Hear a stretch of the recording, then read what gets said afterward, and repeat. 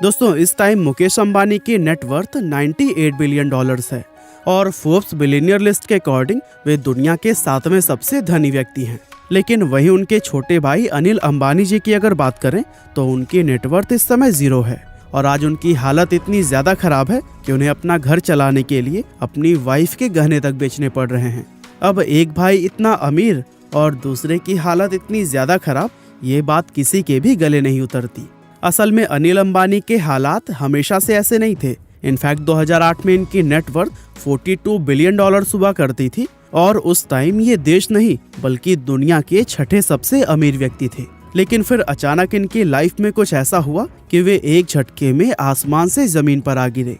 अब आप लोगों ने 0 से उठकर करोड़पति बनने वाले लोगों की इंस्पिरेशनल स्टोरीज तो बहुत बार सुनी होगी, लेकिन आज हम आपको बताएंगे कि दुनिया के सबसे अमीर लोगों में शुमार किए जाने वाले अनिल अंबानी आखिर कंगाल कैसे हो गए और उनकी इस बर्बादी में उनके बड़े भाई मुकेश अंबानी का क्या रोल है। तो फिर चलिए अब इस इंटरेस्टिंग वीडियो को शुरू करते हैं।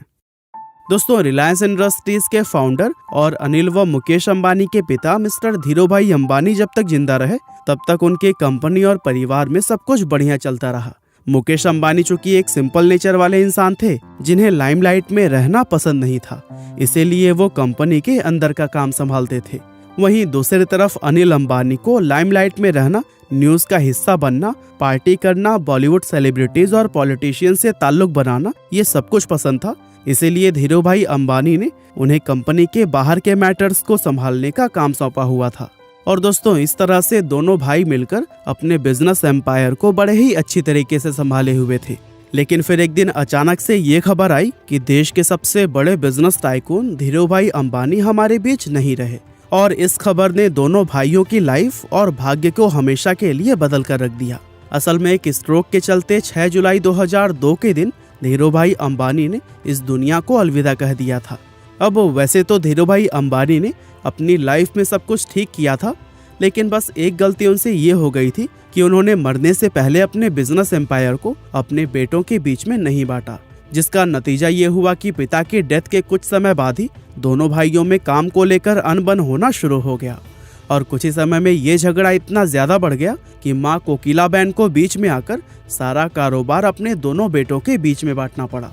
इस बंटवारे में मुकेश अंबानी के पास रिलायंस इंडस्ट्रीज, रिलायंस पेट्रोलियम और रिलायंस इंडस्ट्रीज इंफ्रास्ट्रक्चर जैसी पुरानी कंपनीज आई, क्योंकि मुकेश अंबानी ने इन सभी कंपनीज को सफल बनाने में बहुत मेहनत की थी और वे इन कंपनीज को ज्यादा बेहतर तरीके से चलाना जानते थे।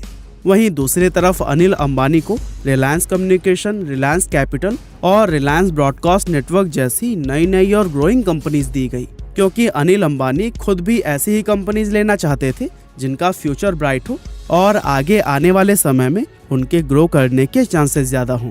अब इस बंटवारे के दौरान दोनों भाइयों के बीच में ये एग्रीमेंट भी हुआ कि दोनों में से कोई भी अगले 10 सालों तक एक दूसरे के फील्ड में एंटर नहीं करेगा। यानी कि बड़े भाई के पास अगर पेट्रोलियम बिजनेस है तो फिर छोटा भाई पेट्रोलियम के बिजनेस में नहीं जाएगा, और छोटे के पास अगर टेलीकॉम कंपनी है तो फिर बड़ा भाई 10 साल तक टेलीकॉम सेक्टर में एंटर नहीं करेगा। और इस तरह से दिसंबर 2005 में अंबानी परिवार का ये बंटवारा पूरा हो गया। दोस्तों उस समय सभी एक्सपर्ट्स ने ये माना कि छोटा भाई अनिल अंबानी बहुत ही जल्दी बड़े भाई से आगे निकल जाएगा, क्योंकि लोगों को ऐसा लगता था कि उसके हिस्से में ज्यादा अच्छी कंपनीज आई हैं। और वैसे देखा जाए तो लोगों की ये प्रेडिक्शन शुरुआत में सही साबित होते हुए भी नजर आई थी, क्योंकि ये बंटवारा होते ही अनिल अंबानी ने इस तेज रफ्तार से ग्रो किया था कि इनकी गिनती दुनिया के सबसे अमीर लोगों में की जाने लगी। नो डाउट ये अनिल अंबानी की लाइफ का गोल्डन पीरियड था, जहां अखबारों से लेकर न्यूज चैनल्स तक हर तरफ सिर्फ इन्हीं का ही नाम छाया रहता था। और इनके ठाठ कुछ ऐसे थे कि ये घर से ऑफिस जाने के लिए भी हेलीकॉप्टर का ही यूज करते थे। इसके अलावा लाइमलाइट में बने रहने के लिए अनिल अंबानी ने एडलैब्स फिल्म्स नाम की एक कंपनी खरीदकर एंटरटेनमेंट इंडस्ट्री में भी एंटर कर लिया, जहां पहले तो उन्होंने साल 2009 में इस कंपनी का नाम बदलकर रिलायंस मीडिया वर्क्स रख दिया और फिर famous Hollywood director Steven Spielberg के साथ मिलकर एक ज्वाइंट वेंचर के जरिए कई फिल्मों का प्रोडक्शन भी किया। अब आपकी जानकारी के लिए हम बता दें कि उनके प्रोडक्शन में बनी लिंकन नाम की एक फिल्म ने ऑस्कर अवार्ड भी जीता था और दोस्तों उस टाइम अनिल अंबानी के नाम का सिक्का कुछ ऐसा चल रहा था कि साल 2008 में जब वे रिलायंस पावर का आईपीओ लेकर आए तो फिर वो 60 सेकंड से भी कम समय में सब्सक्राइब हो गया था और ये इंडियन कैपिटल मार्केट में आज भी एक रिकॉर्ड है।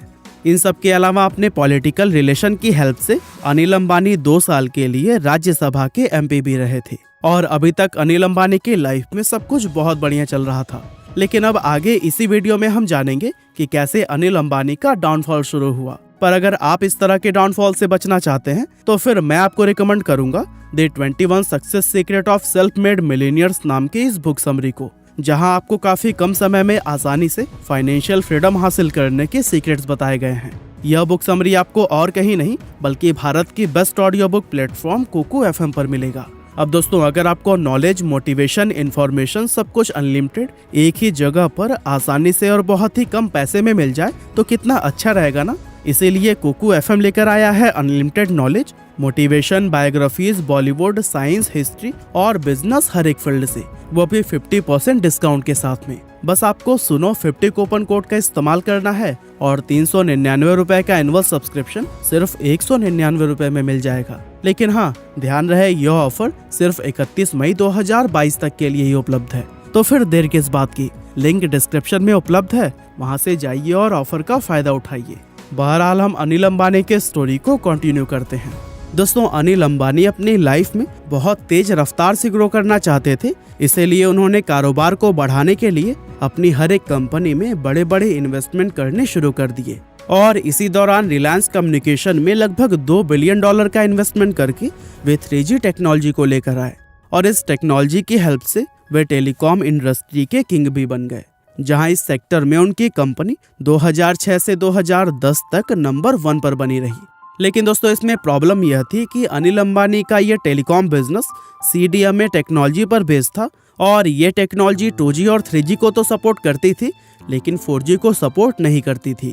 अब ऐसे में जब समय के साथ टेक्नोलॉजी में बदलाव आया तो फिर रिलायंस दूसरी GSM बेस्ड कंपनी से पिछड़नी शुरू हो गई और बस यहीं से अनिल अंबानी का डाउनफॉल शुरू हुआ।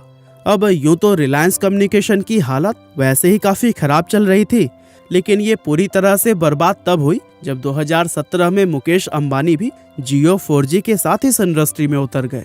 दरअसल एक दूसरे के बिजनेस फील्ड में 10 साल तक एंटर न करने का जो एग्रीमेंट इन दोनों भाइयों के बीच में हुआ था, अब जाकर वो पूरा हो चुका था। ऐसे में मुकेश अंबानी को पूरी आज़ादी थी कि वो टेलीकॉम या फिर दूसरे किसी भी सेक्टर में एंटर कर सकते थे। अब ये बात तो आप भी जानते ही होंगे कि जियो की आंधी के सामने बड़ी बड़ी टेलीकॉम कंपनीज बर्बाद हो गई थी, तो ऐसे में भला पहले से नुकसान में चल रही रिलायंस कम्युनिकेशन कैसे बच पाती। और इस तरह से जियो के सामने ये कंपनी भी बैंकरप्ट होकर हमेशा के लिए बंद हो गई। इसके अलावा अनिल अंबानी को अपने बड़े भाई से दूसरा झटका ये लगा कि उन्होंने अपनी गैस का प्राइस बढ़ाकर डबल कर दिया था। असल में इन भाइयों के बीच में एक एग्रीमेंट ये भी हुआ था कि मुकेश अंबानी अनिल अंबानी को $2.34 के भाव से गैस बेचेंगे। लेकिन समय के साथ जब चीजें महंगी होने लगी तो फिर मुकेश अंबानी ने गैस का प्राइस बढ़ाकर $4.24 कर दिया था, जिसकी वजह से अनिल अंबानी को बहुत बड़ा नुकसान हुआ। हालांकि इस मामले को वो कोर्ट में भी लेकर गए, लेकिन कोर्ट ने भी अपना फैसला मुकेश अंबानी के हक में सुनाया। इसके अलावा अनिल अंबानी ने अपनी लाइफ में कई सारे ऐसे गलत फैसले भी लिए जिनकी वजह से उन्हें हर बार नुकसान उठाना पड़ा। कई बार तो उन्होंने ऐसी इंडस्ट्री में भी अपने पैर जमाने की कोशिश की जिसकी उन्हें कोई नॉलेज नहीं थी और इसका नतीजा भी यही हुआ कि उन्हें लॉस का सामना करना पड़ा। लेकिन दोस्तों इन सब के अलावा जिस एक चीज ने अनिल अंबानी को सही मायनों में बर्बाद किया वो था उनका बिना सोचे समझे लोन लेना। दरअसल जिस समय अनिल अंबानी का डाउनफॉल शुरू हुआ था तब अपनी कंपनीज को लॉस से बाहर निकालने के लिए उन्होंने बड़े बड़े लोन लेना भी शुरू कर दिया था। साथ ही नए नए बिजनेस में एंटर करने के लिए भी उन्होंने बहुत बार लोन उठाए थे। अब ऐसे में जब उनके बिजनेसेस ये लोन का पैसा लगाने के बाद भी नहीं चल पाए तो फिर उनके द्वारा लिए गए ये लोन डिफॉल्ट होने लगे और देखते ही देखते इनके ऊपर हजारों करोड़ों रुपए का कर्जा हो गया था। आपको जानकर हैरानी होगी कि इन लोन्स की वजह से एक समय अनिल अंबानी पर $7 बिलियन का कर्जा था और 2019 के दौरान तो एरिक्सन कंपनी के $80 मिलियन न चुकाने के जुर्म में इन्हें जेल भी होने वाली थी। लेकिन तब लास्ट मोमेंट पर बड़े भाई मुकेश अंबानी ने ये 80 मिलियन चुकाकर उन्हें जेल जाने से बचा लिया था। अब इस समय की अगर बात करें तो आज अनिल अंबानी के ज्यादातर कंपनीज या तो बर्बाद होकर बंद हो चुकी हैं या फिर वो अपना कर्जा चुकाने के लिए उन्हें बेच चुके हैं। साथ ही उनके ऊपर 3 चाइनीज कंपनियों का भी कर्जा है, जिसके लिए लंदन के एक कोर्ट में उन पर केस भी चल रहा है। और दोस्तों, साल 2020 में अनिल अंबानी ने इसी कोर्ट में खड़े होकर यह बात कही थी कि इस समय उनकी नेटवर्थ 0 है। हालांकि बहुत से लोगों का ऐसा मानना है कि अनिल अंबानी के पास अभी भी काफी सारी संपत्ति और धन दौलत है, जिसको उन्होंने लोगों की नजरों से छिपाया हुआ है, और वो अपनी नेटवर्थ जानबूझकर 0 इसलिए बता रहे हैं ताकि चाइनीज कंपनियों का जो उन पर कर्जा है वो माफ हो जाए। हालांकि इस बात में कितनी सच्चाई है और कितना झूठ, ये कह पाना काफी मुश्किल है। बाकी आज की हमारी इस वीडियो में बस इतना ही। यह वीडियो आपको कैसी लगी हमें कमेंट करके जरूर बताइएगा। आपका बहुमूल्य समय देने के लिए बहुत बहुत धन्यवाद।